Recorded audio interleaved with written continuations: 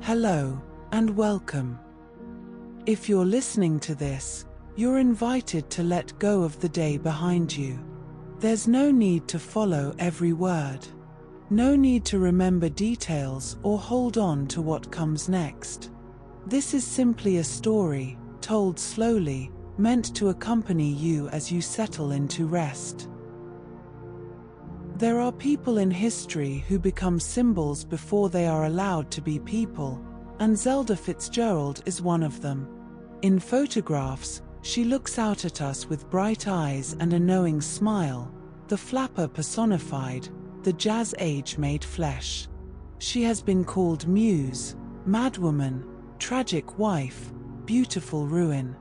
But tonight, we are going to move slowly through her life, not as a collection of labels, but as a series of rooms, real and imagined, that she walked through, painted in, wrote in, danced in, dreamed in, and sometimes, quietly, suffered in.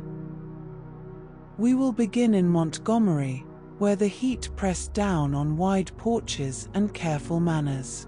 We will move to New York, where fame arrived like champagne poured too quickly. We will follow her to Paris, where the cafes glowed late into the night and art felt like the only currency that mattered. We will step into ballet studios, hospital corridors, painting rooms filled with light. And at the end, we will look at what she left behind, not the myth, but the work, the sentences, the brushstrokes, the hunger to be more than a story someone else tells. This is a story about a woman who refused to be small in a world that preferred women quiet and decorative. It is a story about creativity and longing, about being seen and being misunderstood, about making art even when the world insists you are only material for someone else's masterpiece. We will move through it gently, without rushing, the way you might walk through rooms in a house at twilight, noticing the light on the walls, the way a particular chair sits by a window, the feeling of a life lived with intensity and courage and, sometimes, unbearable cost. Zelda Fitzgerald was an artist in her own right, a writer, a painter, a dancer who threw herself at beauty with a ferocity that frightened people. She was also a daughter of the American South, a wife in a famously troubled marriage, a woman navigating the narrow paths available to her in the early 20th century. But more than any of these things, she was someone who wanted, desperately, to make something real and lasting with her own hands. Tonight, we will let her be the center of her own story.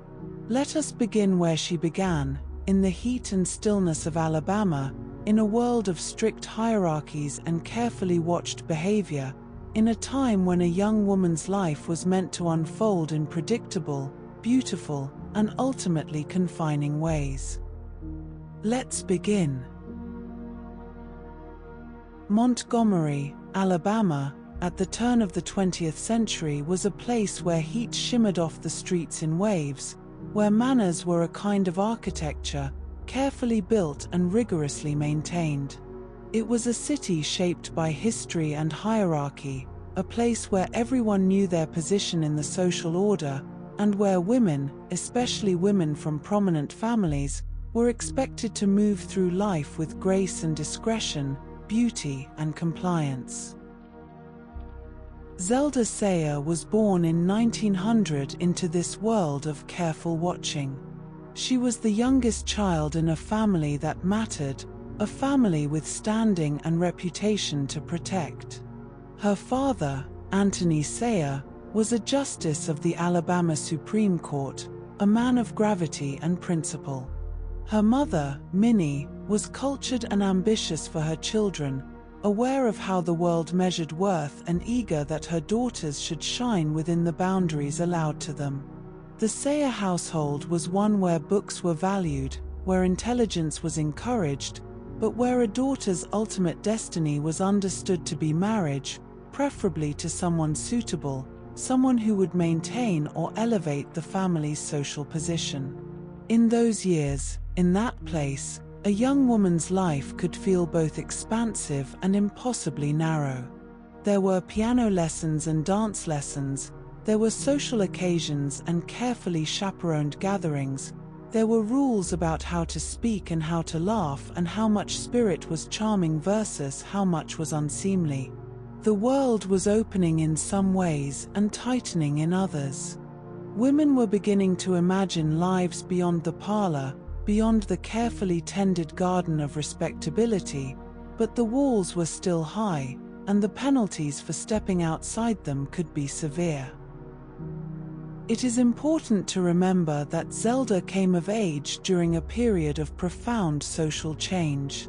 Women across the country were fighting for the right to vote, for access to education, for the ability to own property and control their own lives. In 1920, the year Zelda married, the 19th Amendment was ratified, granting women the right to vote after decades of struggle. The world was shifting, even if slowly and unevenly, and young women like Zelda could sense the tremor of possibility beneath the surface of tradition. But in Montgomery, change moved at its own pace, and for a girl growing up in a prominent family, the expectations remained clear. She was meant to be charming but not too bold, intelligent but not threatening, beautiful but modest, spirited but ultimately obedient to the social order that had shaped her family's standing. These were the contradictions Zelda learned to navigate, the narrow path she was meant to walk with perfect balance.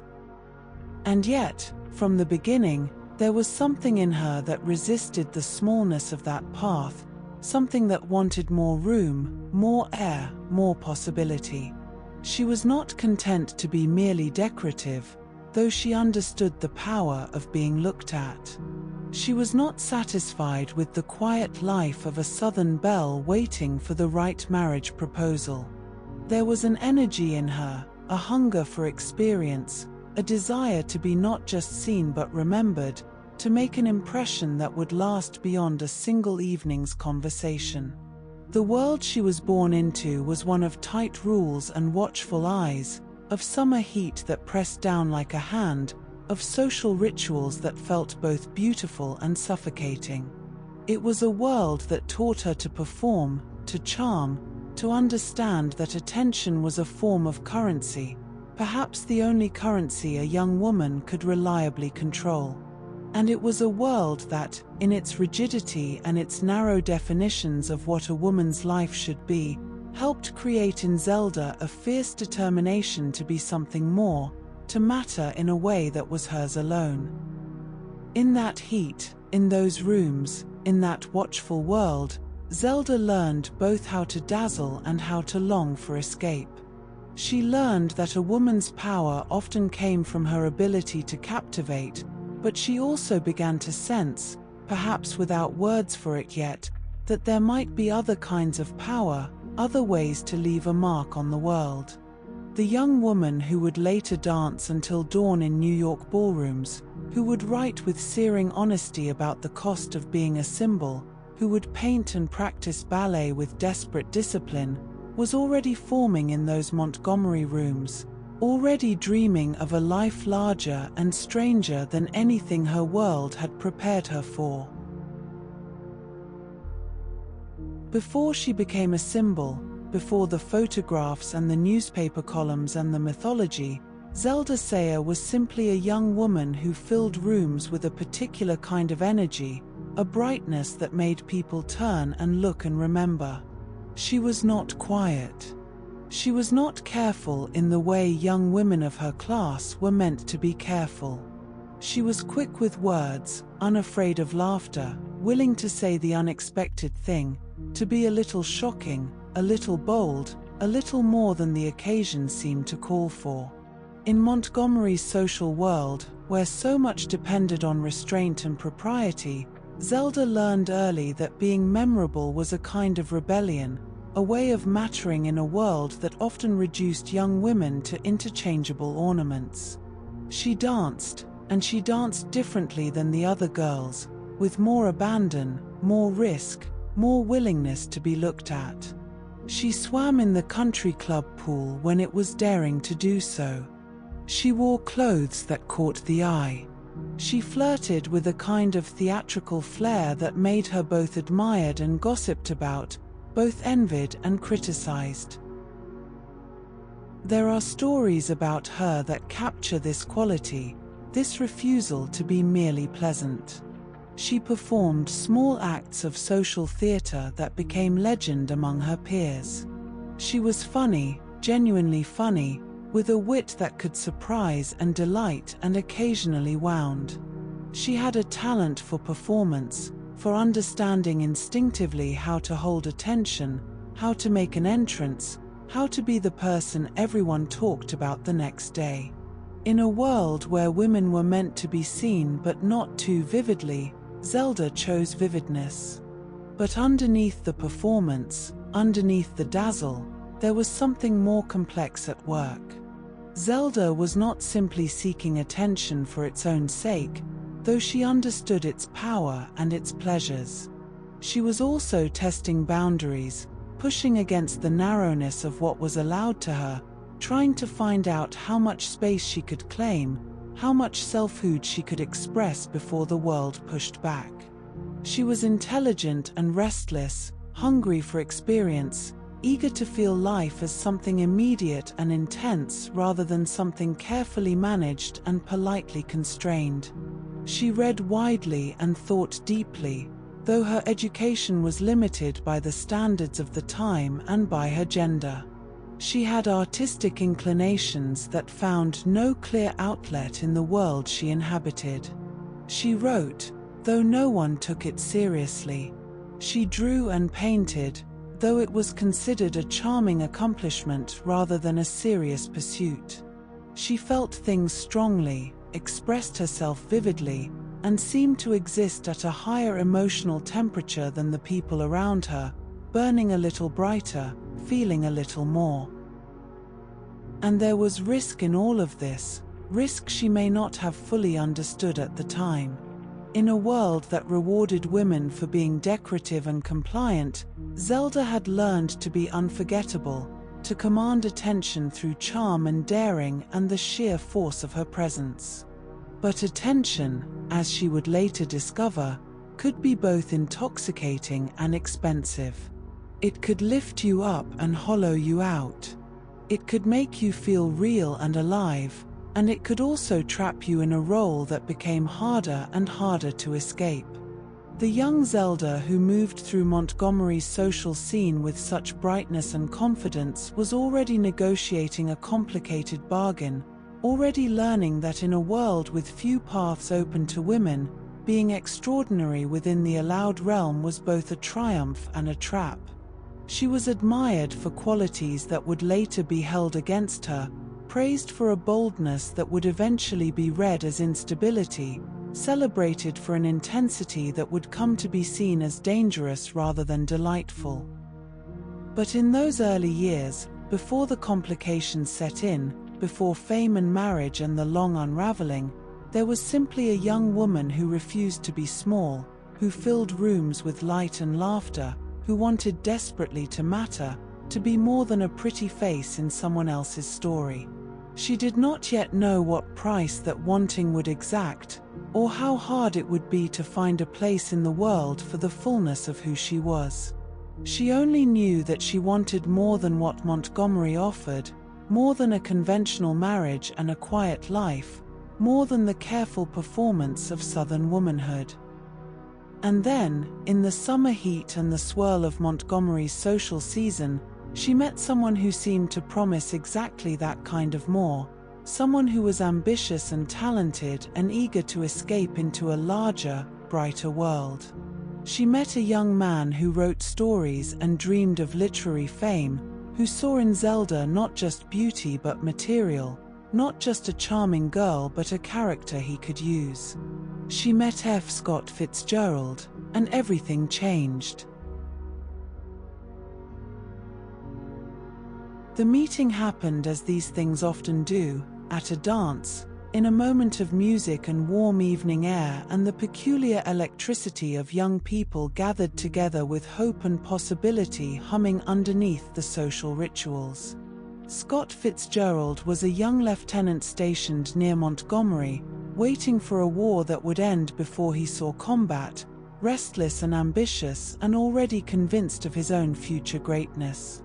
Zelda was 18, already a presence in Montgomery society, already known for being the girl who danced differently, who said unexpected things, who seemed to shimmer with some quality that made people want to watch her.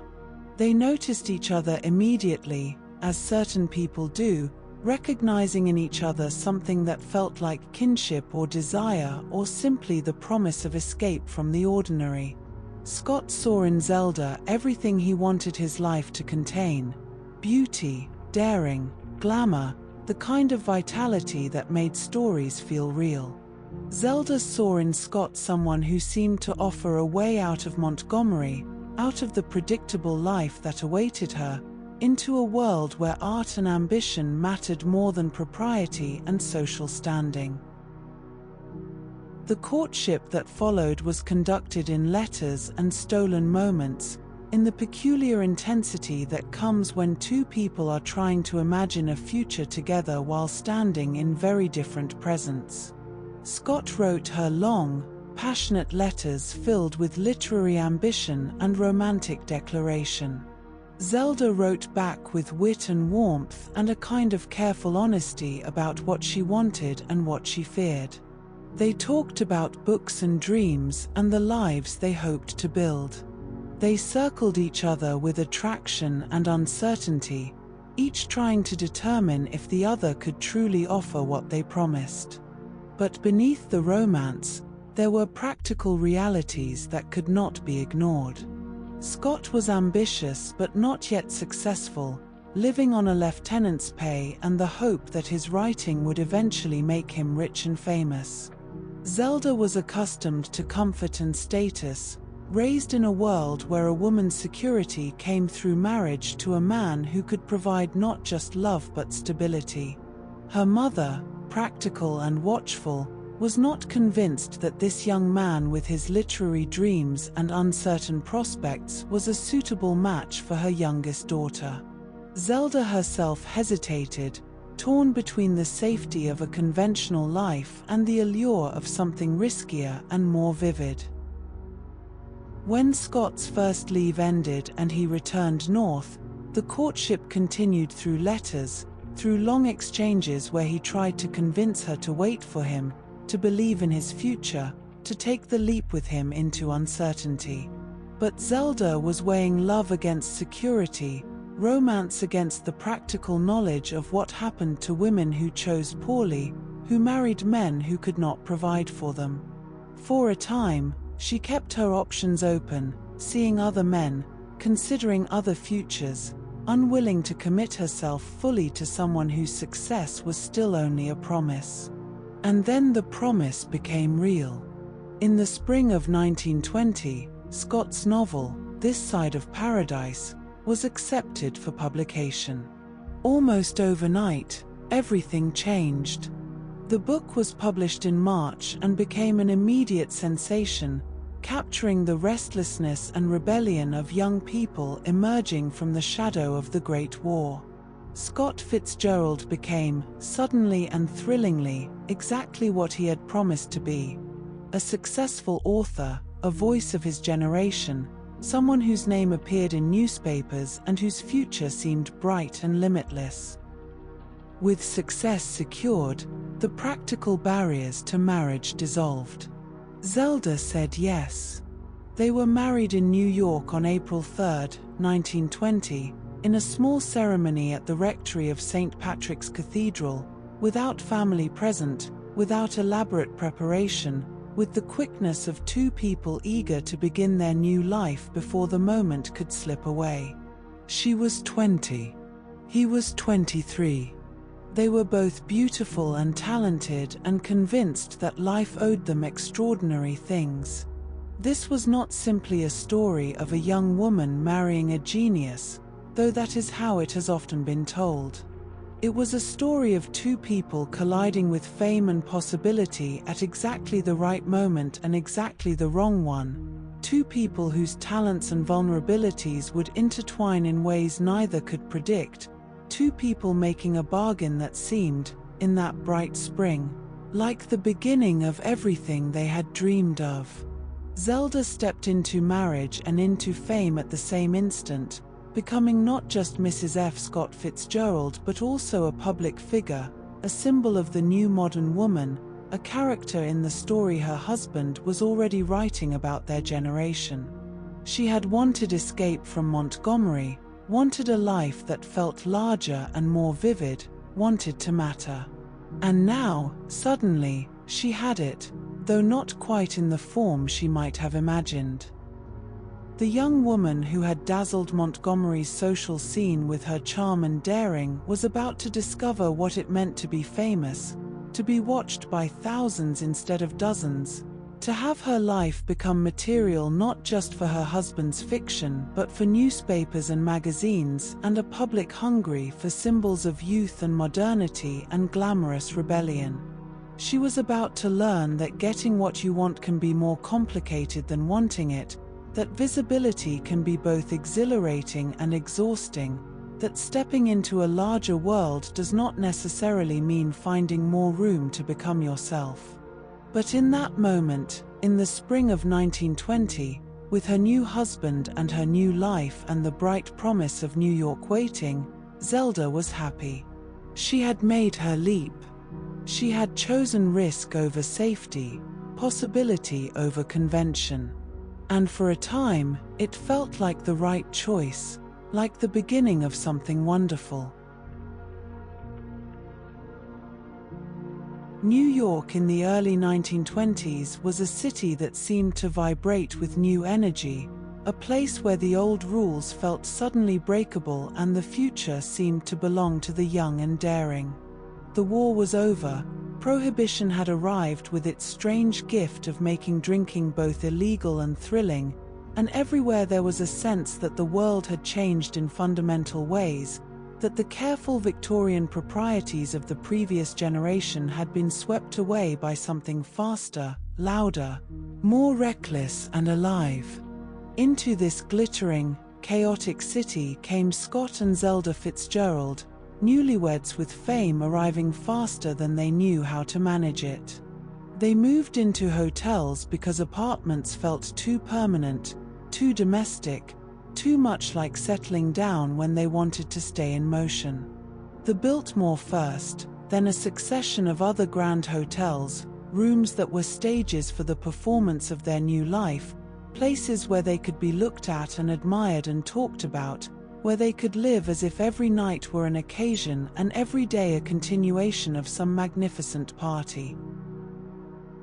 The city opened its arms to them, or perhaps they simply seized what the city offered with both hands, eager and unguarded. There were parties, endless parties, in hotel suites and penthouse apartments and speakeasies hidden behind unmarked doors. There were dinners that stretched into the early morning hours, conversations brilliant with alcohol and ambition, rooms full of writers and actors and artists and socialites, everyone performing their own version of modernity, everyone trying to outshine everyone else in wit and daring and the sheer intensity of being young and alive in this particular moment. Zelda was not simply Scott's wife at these gatherings. She was, in many ways, the more magnetic presence, the one people watched and remembered. She danced with an abandon that made other dancers look careful and restrained. She said outrageous things that made people laugh and gasp and repeat the stories later. She dove into fountains in her evening clothes. She rode on the tops of taxicabs. She seemed to embody something essential about the era, a refusal to be cautious, a determination to wring every drop of experience from every moment. The newspapers loved her. The gossip columns filled with stories about the Fitzgeralds, about their glamorous recklessness, their beautiful excess, the way they seemed to live without the usual boundaries that governed ordinary people's lives. Zelda became a kind of public figure, her name appearing in print alongside her husband's, her style and her statements analyzed and imitated, her life treated as both entertainment and instruction in how to be modern, how to be free, how to be a woman who refused the old constraints. This was the flapper moment, a brief cultural window when young women's rebellion against Victorian propriety became not just acceptable but celebrated, at least in certain circles, at least in certain ways. The flapper cut her hair short and wore her skirts above the knee. She smoked cigarettes in public and drank cocktails and danced to jazz music.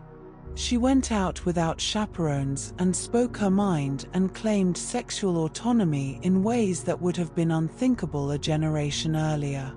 She was modern, liberated, free. And Zelda, with her beauty and her boldness and her talent for performance, became one of the most visible symbols of this new kind of womanhood. She was quoted in magazines, photographed for newspapers, held up as an example of what the new woman could be. It was flattering and exciting and intoxicating, this sense of mattering, of being someone whose choices and style and opinions were considered newsworthy, whose life was interesting enough to be public property. But the performance never ended, and that was the problem that crept in slowly, almost imperceptibly at first. Being famous was not something they did occasionally, for special events. It became a lifestyle, a way of being in the world, a continuous performance that required them to be always on, always dazzling, always living up to the image the public had formed of them. And performance, no matter how thrilling, is exhausting when it becomes constant, when there is no backstage, no quiet moment, no private self that is allowed to simply rest. There was also the creeping sense, for Zelda, of being used up, of her life and her words and her personality becoming material for her husband's work. Scott was writing stories and articles about their life together, about her in particular, mining their relationship for content, putting her words into his characters' mouths, using her experiences as raw material for his fiction. It was flattering in some ways, to be seen as so interesting, so worth writing about. But it was also unsettling, to see yourself reflected back in someone else's work, transformed and reshaped, your privacy dissolved into public entertainment. The champagne sparkled. The flashbulbs popped. The gossip columns chronicled their every move. They were young and beautiful and famous, living at the bright center of the most exciting city in the most exciting time. But underneath the glamour, underneath the parties and the laughter and the performance of perfect modern happiness, there was a cost accumulating, a fatigue setting in, a slow recognition that the life they were living, however thrilling, was also precarious, unsustainable, built on foundations that might not hold. The morning after sunlight that streamed through hotel windows could be harsh and unforgiving, revealing the night's excesses with pitiless clarity. The hangovers were real. The exhaustion was real. The pressure to keep performing, to keep being the Fitzgeralds everyone expected them to be, was relentless and increasingly difficult to bear. And Zelda, for all her vitality and charm, was beginning to feel the peculiar loneliness of being famous, of being looked at constantly but not truly seen, of having a public identity that had less and less to do with who she actually was or wanted to be. But still, in those New York years, there were moments of genuine joy and connection, moments when the performance felt less like labor and more like play, when the city's energy matched their own, when being young and alive and at the center of things felt like enough. The jazz age was their age, or so it seemed, and they were living it as fully as anyone could, burning bright and fast, dazzling everyone who watched them, not yet understanding how quickly brightness can consume itself. And then, as restless people often do when a place begins to feel too familiar or too complicated, they moved. In the spring of 1924, the Fitzgeralds sailed for France, joining the stream of American artists and writers who had discovered that Paris offered something New York could not: a combination of sophistication and affordability, beauty and creative community, a place where you could live cheaply and work seriously and be surrounded by people who cared about art as much as you did. Paris in the mid-20s was a particular kind of magic for Americans with artistic ambitions. The exchange rate was favorable, which meant that even modest American earnings could buy a spacious apartment, meals in good restaurants, wine with lunch, time to write or paint or simply exist without the constant pressure of making money. The cafes stayed open late into the night, their tables filled with expatriates arguing about literature and politics and aesthetics, everyone smoking and drinking and talking as if the conversations themselves were a form of creation. The Fitzgeralds settled into this world with their usual intensity, moving through the overlapping circles of what would later be called the Lost Generation, that constellation of American and British writers who had gathered in Paris in the years after the Great War.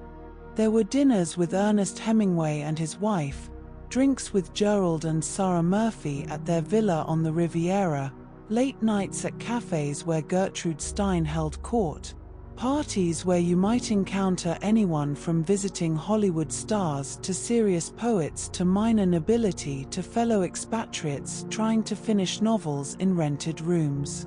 It was glamorous, undeniably glamorous, this life of artistic community and European sophistication, of beaches and parties and conversations that lasted until dawn. The Riviera in summer was achingly beautiful, all blue water and white sand and bodies bronzed by the Mediterranean sun. The Paris streets in autumn had a particular golden quality, a light that made everything feel slightly unreal, slightly magical, like living inside a painting or a particularly vivid dream.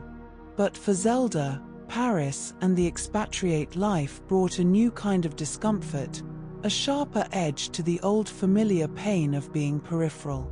In New York, she had been a star in her own right, sought after and quotable, her presence valued for its own sake.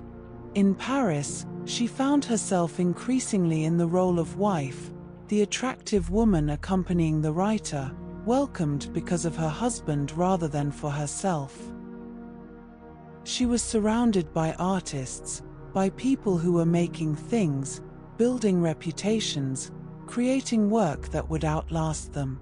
Hemingway was writing. Stein was writing. Even the people who seemed to spend all their time at parties were also, somehow, producing novels and poems and paintings. And Zelda, for all her intelligence and creativity and hunger to make something of her own, found herself with no clear outlet, no recognized role beyond being Scott's wife, his muse, his inspiration, the beautiful woman at the edge of the frame. The ache of wanting to be an artist and not knowing how, of being surrounded by creativity and having no clear path into it yourself, was almost physical. She watched her husband work, watched him struggle with his novel, watched him produce stories and fight with his craft, and she wanted that too, wanted the legitimacy that came with making something, with being taken seriously, with having work in the world that bore her name and proved her worth. The marriage dynamics, always complicated, grew more strained in Paris. Scott drank more heavily here, the afternoon aperitifs blending into evening cocktails, blending into late-night binges that left him incapacitated and remorseful. His work on The Great Gatsby absorbed him completely when he was working, and the social whirl consumed him when he was not. Zelda felt increasingly isolated, caught between her role as wife and hostess and her own desperate need for a life that was hers, for work that mattered, for recognition that did not come secondhand through her husband's achievements. There was also jealousy, on both sides, though it manifested differently. Scott was possessive and suspicious, uncomfortable when Zelda attracted too much attention from other men, threatened by her friendships and her independence. Zelda, in turn, resented his work, resented the way it took him away from her, resented sometimes the success itself, the way his talent and productivity only highlighted her own lack of clear direction. They fought, sometimes publicly, their arguments as performative as everything else about their life together, their conflicts providing material for more stories, more gossip, more of the public mythology that surrounded them. And yet there were still moments of tenderness, still times when they connected as they had in the beginning, when the complications fell away and they were simply two people who loved each other, who understood each other's vulnerabilities and dreams. They had a daughter, Scotty, born in 1921, a child who grew up surrounded by this unstable glamour, this life of hotels and parties and famous friends, a life that was both privileged and deeply uncertain. But increasingly, Zelda felt herself becoming a character in someone else's story rather than the author of her own. Paris, for all its beauty and sophistication, for all the brilliant friends and glittering occasions, became a kind of pressure cooker, a place where her frustrations and longings intensified without finding release. She was surrounded by art and artists, but she had no clear way to become one herself. She was admired for her beauty and charm, but she wanted to be valued for her work. She was famous as Mrs. F. Scott Fitzgerald, but she wanted to matter as Zelda. The cafes glowed warm into the night. The conversations sparkled with intelligence and ambition. The Mediterranean sun blessed their summers with golden light. But underneath the glamour, underneath the performance of expatriate artistic life, Zelda was searching desperately for something that felt like hers alone, for a way to prove that she was more than decoration, more than inspiration, more than a beautiful woman in a famous writer's life. She wanted to make something, to be someone, to have work in the world that would outlast the parties and the gossip and the slowly accumulating damage of a life lived too publicly and too fast. Let us pause here and shift our attention, because this is where we must look directly at what Zelda made, at the work she produced in her fight to be taken seriously as an artist in her own right. For too long, her creative output was dismissed as derivative or amateur, mentioned only as footnotes to her husband's career or as symptoms of her later mental health struggles. But Zelda Fitzgerald was a writer, and her work deserves to be looked at not as curiosity or tragedy but as the genuine expression of a sharp, observant, and often brilliant mind. She had been writing all along, in small ways, in pieces that appeared under her husband's name or their joint byline, her words contributing to the family income but not to her own reputation. There were articles and sketches, many of them wryly observant pieces about modern womanhood, about the strange new freedoms and lingering constraints of being young and female in the 1920s. Her voice in these pieces was distinctive, ironic, and self-aware, capable of both celebrating and critiquing the flapper lifestyle she embodied so visibly. Some of these essays were sharp social commentary dressed in charming language, observations about beauty culture and marriage and the performance of femininity that revealed a keen understanding of the games women were expected to play and the costs of playing them. She wrote about the exhaustion of being looked at, about the work that went into appearing effortless, about the curious emptiness that could exist at the center of a life devoted to being decorative. These were not trivial pieces. though they appeared in popular magazines alongside lighter fare. They were the work of someone thinking seriously about her own experience and finding the words to articulate what that experience meant. Her writing has been collected and studied, examined by scholars who recognize in it a voice that was struggling to speak truth about women's lives at a time when such truth-telling was complicated by commercial pressures and social expectations. Reading her work now, you can see the intelligence that animated it, the wit that could turn a phrase in unexpected ways, the honesty that cut through easy sentimentality to something more complex and real. But her most significant act of writing, the work that claimed her own story most directly, was her novel. Save Me, the Waltz was written in a matter of weeks in early 1932, composed while Zelda was hospitalized at the Phipps Clinic at Johns Hopkins Hospital, written with a fierce urgency as if she understood that she had a limited window to tell her version of events before the story was set in stone by other voices, other interpretations. The novel is semi-autobiographical, following a young woman named Alabama begs through a life that closely parallels Zelda's own. The Southern girlhood, the marriage to a talented artist, the expatriate years, the struggles with identity and purpose, the desperate pursuit of ballet as a form of salvation and self-definition.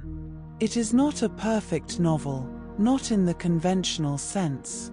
The prose is sometimes overwrought, the structure occasionally chaotic, the metaphors piled high in ways that can feel excessive.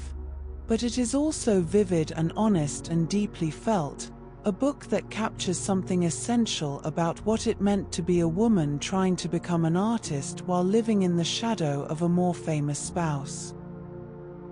The book was published on October 7, 1932, by Scribner's, the same house that published Scott's work. It received mixed reviews, praised by some for its vivid language and emotional honesty, criticized by others for its lack of polish and its personal nature. It sold modestly and then faded from view, overshadowed by Scott's work and by the mythology of their relationship. For decades, it was remembered primarily as a curiosity, if it was remembered at all, a minor footnote in literary history. But the act of writing it mattered enormously to Zelda, regardless of its commercial or critical reception. This was her story, told in her voice, published under her name alone. It was proof that she could make something, that she had the discipline and the talent and the vision to complete a novel, even under the most difficult circumstances. It was her claim to being more than material, more than muse, more than the beautiful woman in someone else's narrative.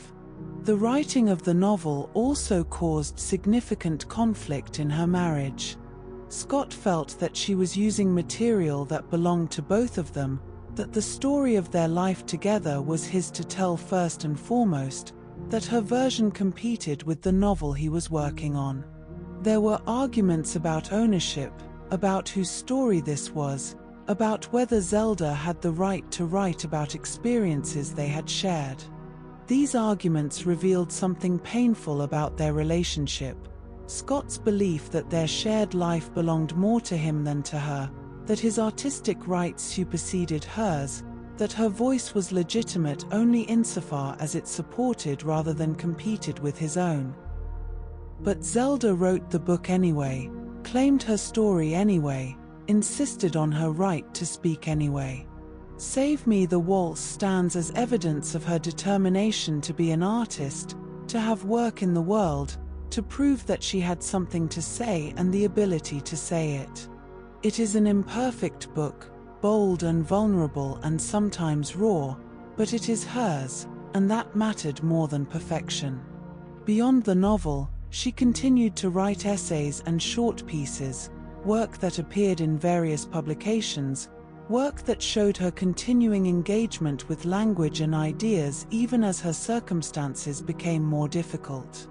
She wrote from hospital rooms and sanatoriums, wrote through periods of clarity and periods of confusion, wrote because writing was one of the ways she could insist on her own reality, her own perspective, her own continued existence as someone more than a diagnosis or a cautionary tale.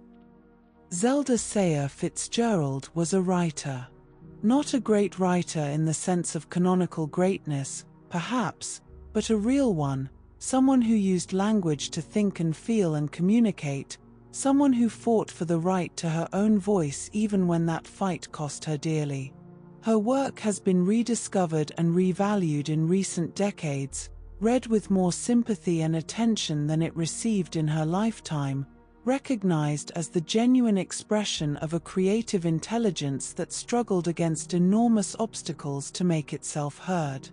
She was not merely the woman behind the famous man. She was not just a muse or a character or a symbol. She was a writer, someone who made sentences and paragraphs and whole books, someone who used words to claim space in the world, to insist on her own complexity, to leave behind evidence that she existed as more than the mythology that surrounded her. But writing was not Zelda's only form of artistic striving, not the only way she tried to prove herself real and capable and worthy of being taken seriously. In the late 1920s, when she was approaching 30 and feeling the accumulated weight of years spent as decoration and inspiration rather than artist, she turned to ballet with an intensity that alarmed the people around her and ultimately damaged her health.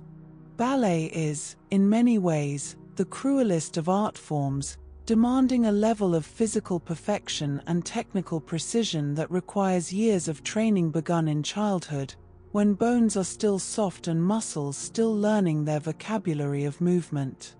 To come to it late, to begin serious training past the age when most professional dancers are already performing, is to set yourself a nearly impossible task, to choose a dream that the body may no longer be capable of achieving no matter how fierce the will or how complete the dedication. Zelda began taking ballet lessons in Paris in 1927, initially as recreation, as something to do with her days while Scott worked and drank and struggled with his novel. But what started as casual classes quickly became something more consuming, more desperate, more like obsession than hobby. She found a teacher who took her seriously, who saw in her dedication something worth nurturing, and she threw herself into training with a single-mindedness that excluded almost everything else. The practice became her life in a way that nothing else had been. She went to the studio every day, sometimes for hours, working at the bar with relentless repetition, drilling the basic positions and movements that were the foundation of classical technique. She practiced until her feet bled, until her body ached with exhaustion, until the physical pain became almost a form of prayer, a way of offering up her suffering as proof of her commitment, her seriousness, her right to be called a dancer. There was something both beautiful and frightening in her devotion, something that went beyond normal ambition into territory that felt more like self-punishment or religious fervor. She lost weight dramatically, her body becoming angular and austere, the softness disappearing as she tried to reshape herself into the instrument a ballet dancer requires. She talked about little else, thought about little else, measured her days by the progress she was or was not making, the combinations she could or could not execute, the approval or criticism her teacher offered. For Zelda, ballet represented something more than artistic accomplishment. It was a way of having a discipline that was entirely hers, a craft that could not be shared with or stolen by her husband, a realm where her body and her will were the only things that mattered. It was also a way of controlling something in a life that often felt chaotic and uncontrollable, a way of imposing order through the rigid structure of classical technique, through the clear hierarchy of skill and achievement that ballet provided. But there was also desperation in it, a quality of trying to outrun something or prove something to herself and to the world that went beyond healthy ambition. When you are trying to become someone real in a world that treats you as decoration, you may reach for the harshest proof, the most demanding discipline, the goal that asks the most of you and offers the clearest measure of success or failure. Ballet, with its pitiless standards and its visible hierarchy of accomplishment, offered exactly that kind of clarity. She pursued professional opportunities with the same fierce determination she brought to her training. She auditioned for companies, she sought out teachers who might help her advance, she dreamed of actually performing on stage, of being a real dancer rather than simply someone who danced. There were small roles, minor performances, moments when the dream seemed almost achievable, when her hard work appeared to be leading somewhere real. But the body has its limits, and Zelda had started too late and pushed too hard. The injuries accumulated, the physical strain of trying to force an adult body into shapes it was not trained from childhood to achieve. Her teacher, while supportive of her dedication, could not promise her a professional career, could not tell her that she would achieve the level she was striving for. The dream that had seemed like salvation, like the answer to all her frustration and longing, began to reveal itself as another kind of trap, another way of exhausting herself in pursuit of approval that might never come. The ballet obsession also put additional strain on her marriage and her mental health. Scott was disturbed by the intensity of her commitment, threatened by this new focus that took her attention away from him, worried by the physical toll it was taking on her body and spirit. Friends expressed concern. Doctors, when she began to consult them for other reasons, noted the excessive exercise, the dramatic weight loss, the quality of driven desperation that characterized her pursuit of this late-blooming dream. But for Zelda, stopping felt like giving up on the only thing that was truly hers, the only pursuit that offered a path to being someone other than Mrs. F. Scott Fitzgerald. Ballet was her discipline, her devotion, her proof that she could work and strive and dedicate herself to something with complete seriousness. It was also, perhaps, a way of punishing herself, of channeling all her accumulated frustration and pain into physical rigor, of finding in exhaustion and injury a kind of clarity that eluded her in the rest of her life. The repetition of the bar became a kind of meditation, the same movements executed again and again, the body learning through relentless repetition, through the quiet tyranny of practice. There was something almost peaceful in the rigor, in the clear simple task of trying to perfect a position, a turn, a leap. In the studio, there were no complications, no social performances, no need to charm or dazzle or be anyone other than a body working toward technical mastery. But ultimately, the dream demanded too much. The body, pushed beyond its capacity, began to break down. The mind, focused so intensely on a single goal, began to lose its flexibility, its ability to find pleasure in anything other than the work. The ballet training that had seemed like salvation became another source of pain, another arena where Zelda could feel herself failing to measure up, another way in which the world denied her the recognition and accomplishment she craved. And yet, even as the dream proved impossible, even as her body and mind showed the strain of too much asked too intensely, there remained something admirable in the attempt, something worth honoring in her refusal to be only what others wanted her to be, in her insistence on finding a discipline and a craft of her own, even if that craft proved ultimately beyond her reach.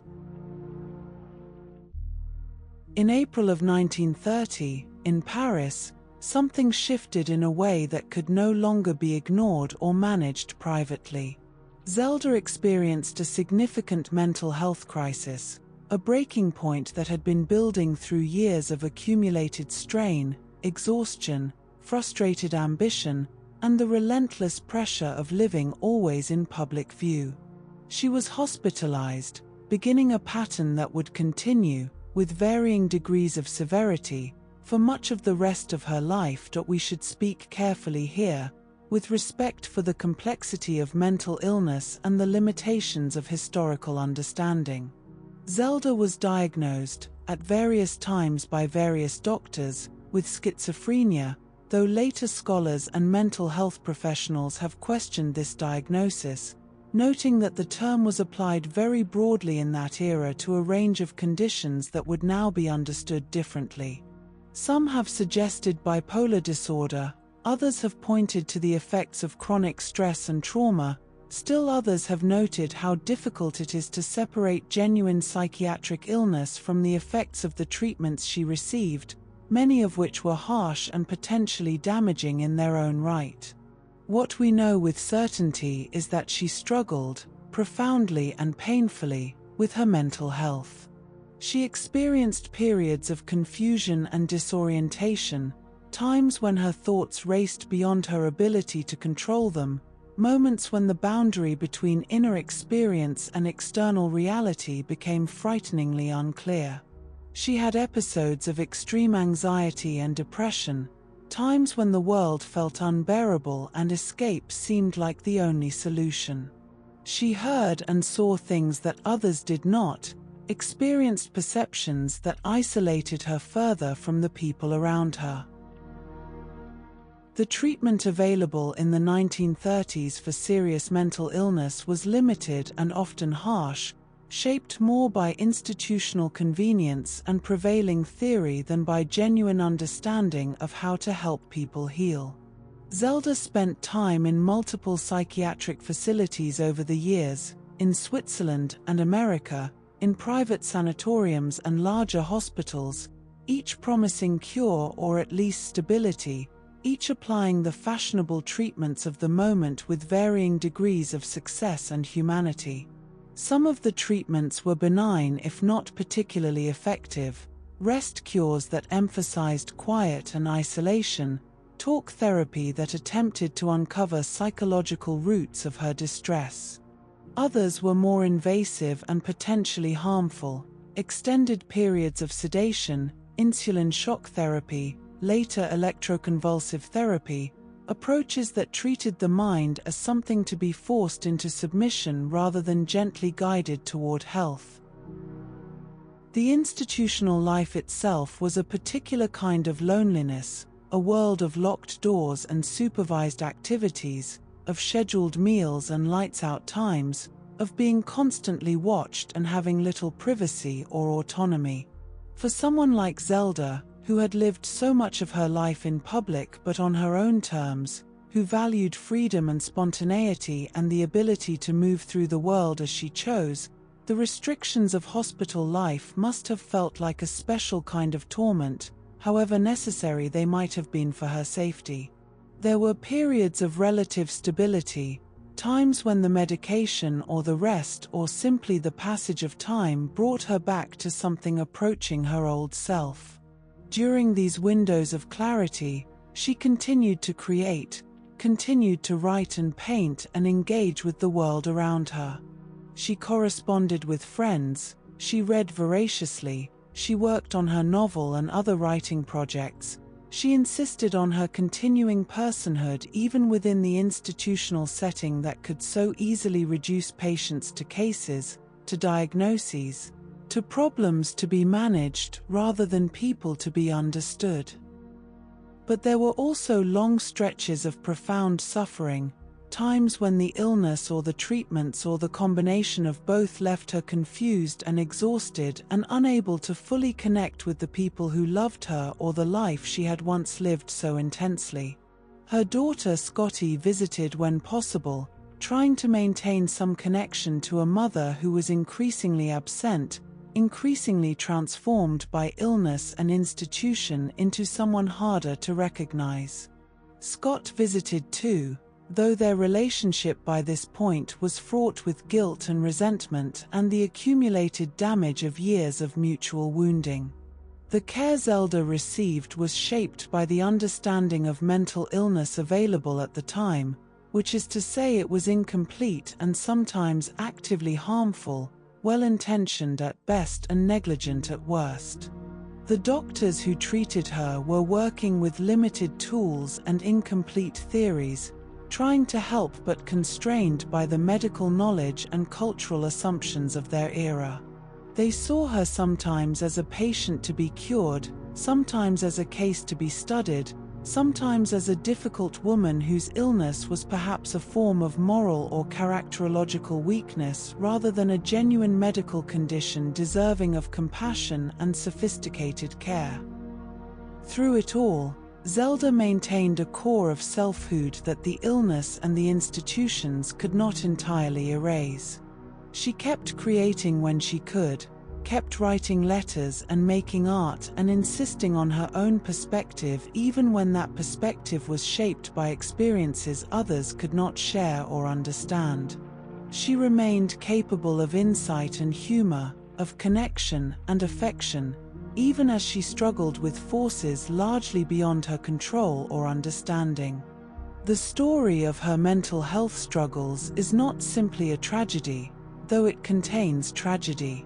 It is also a story about surviving under extraordinarily difficult circumstances, about continuing to create and love and insist on one's own humanity even when the world seemed determined to reduce you to a diagnosis.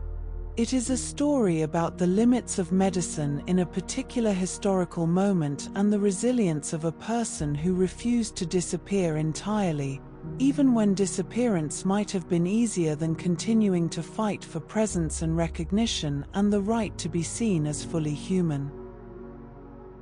In those hospital rooms, in those long periods away from the world she had once inhabited so brilliantly, Zelda continued to paint and write and dream, continued to believe that there was more to her story than illness and institution, continued to hope that she might yet find a way back to the life and the work and the self she had been seeking all along. In the 1930s, as her opportunities for other forms of expression narrowed, as ballet became impossible and writing became intermittent, Zelda turned increasingly to painting. This was not entirely new. She had drawn and painted casually throughout her life, another of those accomplishments considered charming in a woman but not quite serious, not quite art. But now, in hospital rooms and sanatoriums, with long stretches of supervised time and the need for occupation that was both absorbing and possible within her constraints, painting became central to her creative life. She worked in oils and watercolors, creating images that were vivid and strange and deeply personal. There were fairy tale illustrations, whimsical and darkly beautiful, populated by dancers and flowers and figures caught in moments of transformation or suspended animation. There were portraits and still lifes, executed with varying degrees of technical skill but always with a quality of intense feeling, of emotion pressed directly onto canvas without much mediation or restraint. Her paintings were colorful in a way that felt almost defiant, as if she were insisting on brightness and beauty in the face of circumstances that offered mostly gray institutional walls and supervised monotony. She used bold, sometimes clashing colors, layered them thickly, created surfaces that had texture and depth and a kind of naive energy that was both charming and unsettling. The work was not polished or professionally accomplished in the conventional sense, but it was genuine and felt and unmistakably hers. Some of her paintings depicted ballet dancers, returning to the art form that had consumed her so completely, rendering the figures with elongation and grace and a quality of yearning that suggested both memory and loss. Others showed flowers in vases, gardens in bloom, natural beauty captured with a dreamy imprecision that gave the images an otherworldly quality. Still others were more surreal, mixing realistic elements with fantastical ones, creating dreamscapes that perhaps reflected her interior experience, the way the world looked when filtered through illness and medication and the particular isolation of institutional life. In 1934, she had the opportunity to exhibit her work publicly, a show of her paintings and drawings held in New York. For Zelda, this was enormously important, a validation of her artistic efforts, a chance to be seen as an artist rather than as a patient or a famous wife or a cautionary tale. The exhibition received some attention, reviews that were mixed but not dismissive, acknowledgement that here was someone with genuine creative vision even if her technical execution was uneven. The fact of the exhibition mattered as much as its reception. It was proof that she could still make things worthy of public display, that her creativity had not been entirely consumed by illness and treatment, that she remained capable of producing work that others found interesting enough to look at and write about. It was a moment of recognition, however modest, of her continued existence as an artist with something to offer beyond her personal mythology. Throughout the late 30s and into the 40s, she continued to paint whenever she was able, whenever the clarity and stability were sufficient to allow it. The work became one of the ways she maintained her sense of self, one of the threads connecting her present circumstances to the person she had been before illness reshaped her life. In the act of putting color on canvas, of creating images that pleased her or expressed something she could not articulate in words, she found a form of agency and purpose that the hospital setting otherwise denied her. The paintings were also a way of communicating with the world beyond the hospital walls, of sending out evidence of her continuing consciousness and creativity. They could be gifted to friends or family, they could be shown to visitors, they could be discussed in letters. They proved that she was still making, still creating, still insisting on her right to be more than a diagnosis or a historical footnote. There was something both beautiful and sad in this late creative flowering, in the way she continued to make art under circumstances that would have silenced many people entirely. She painted in rooms where her freedom was restricted, where her movements were supervised, where privacy was limited and autonomy carefully controlled. She painted when medication made her hands unsteady, when confusion clouded her thoughts, when the weight of years and illness made everything harder than it had been.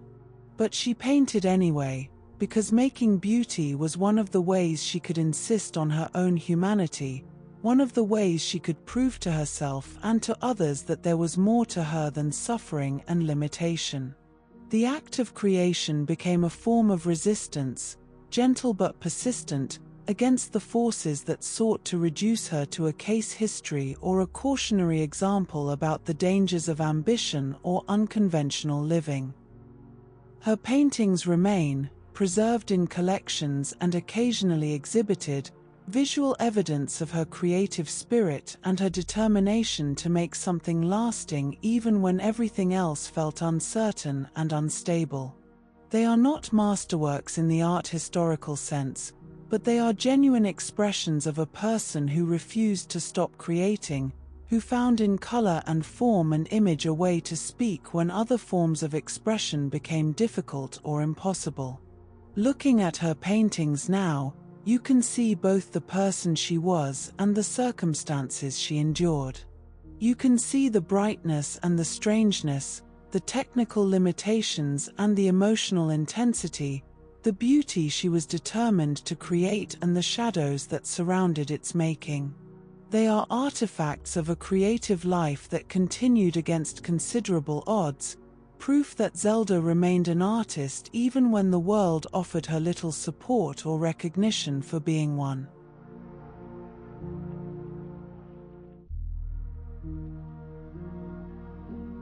The years passed, bringing changes that felt both gradual and sudden. Scott died in December of 1940, in Hollywood, where he had been working on screenplays and trying to revive a career that had faltered in the later 30s. He was 44 years old, his health destroyed by years of heavy drinking, his literary reputation in decline, though not yet experiencing the posthumous revival that would come later. For Zelda, his death meant the loss of the person who had been, for better and worse, the central figure in her adult life, her partner and antagonist, her supporter and competitor, the person who had shaped her trajectory more than anyone else. She continued to live in institutions, moving between facilities as her condition and circumstances required. There were periods of relative stability when she could paint and write letters and receive visitors, and there were darker times when the illness or the treatments left her less able to connect with the world around her. Her daughter Scotty, now an adult with her own life, remained in contact, visiting when she could, trying to maintain some relationship with a mother whose presence had been so often interrupted by hospitalization and distanced. In March of 1948, Zelda was a patient at Highland Hospital in Asheville, North Carolina, a facility that specialized in psychiatric care and had treated her during previous stays. She was 47 years old, her life having taken a shape she could not have imagined in those bright Montgomery days when she was the belle of the social season, or in those glittering New York nights when she and Scott had seemed to own the world. On the night of March 10th, a fire broke out in the hospital's main building. The blaze spread quickly through the old structure, and 9 women who were patients there, including Zelda, died in the fire. The official reports indicated that the fire started in the kitchen area and moved rapidly upward through the building. Some of the women who died were locked in their rooms, a standard practice at the time meant to ensure patient safety but which became fatal when escape became necessary and impossible. This is how her life ended, not with the dramatic intensity that had characterized so much of her youth, but in a hospital fire, a tragic accident that took her life along with others who were also struggling, also being cared for within the limited understanding and practices of that time. It was a death that felt both random and somehow inevitable, the final chapter in a story that had contained so much brilliance and so much suffering, so much creativity and so much limitation. She was buried beside Scott in Rockville, Maryland, in the cemetery where his family plot was located. The inscription on their shared gravestone would eventually bear the final line from The Great Gatsby, Scott's most famous novel, "So we beat on, boats against the current, borne back ceaselessly into the past."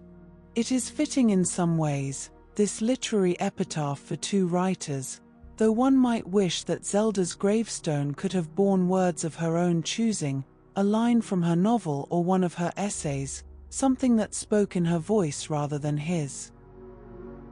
For decades after her death, Zelda was remembered primarily as Scott Fitzgerald's troubled wife, the beautiful woman who had inspired his characters and then descended into madness, a cautionary tale about the dangers of living too intensely or wanting too much. She appeared in biographies of Scott as a supporting character, sometimes sympathetic, sometimes blamed for his drinking and his creative struggles, rarely allowed to be the center of her own story. But in 1970, Nancy Milford published a biography titled Simply Zelda, a serious scholarly work that treated Zelda as a subject worthy of sustained attention in her own right. Milford's biography drew on extensive research and presented Zelda not as appendage or cautionary tale but as a complex person with her own ambitions and talents, her own struggles and achievements. The book helped shift public perception, creating space for Zelda to be seen as more than just the woman in Scott Fitzgerald's shadow. Since then, her work has been rediscovered and re-evaluated. Save Me the Waltz has been reprinted and studied, recognized as an important document of women's experience in the early 20th century. Her essays and letters have been collected and analyzed. Her paintings are exhibited and discussed. Scholars have written about her with increasing sophistication, moving beyond the melodrama to examine the actual person and the actual work she produced. What remains, then, is not just the mythology but the evidence of a life lived with intensity and creativity despite extraordinary obstacles. What remains are the sentences she wrote, vivid and honest and sometimes brilliant. What remains are the paintings she made, colorful and strange and deeply felt. What remains is the example of someone who refused to be only what others wanted her to be, who fought for her own voice and her own work even when that fight cost her dearly. Zelda Fitzgerald was more than a symbol, more than a muse, more than a tragic figure in someone else's story. She was a writer who claimed her own narrative against considerable resistance. She was a painter who created beauty in difficult circumstances. She was a woman who wanted desperately to matter in her own right, to be recognized for what she made rather than for whom she married or how spectacularly she suffered. Her life contained both great joy and great pain, periods of brilliant creativity and long stretches of struggle. She made mistakes and was made to pay for them more heavily than seems fair. She was shaped by the limitations placed on women in her era, by the inadequate understanding of mental illness, by the complications of being married to someone whose talent was recognized while hers was dismissed or appropriated.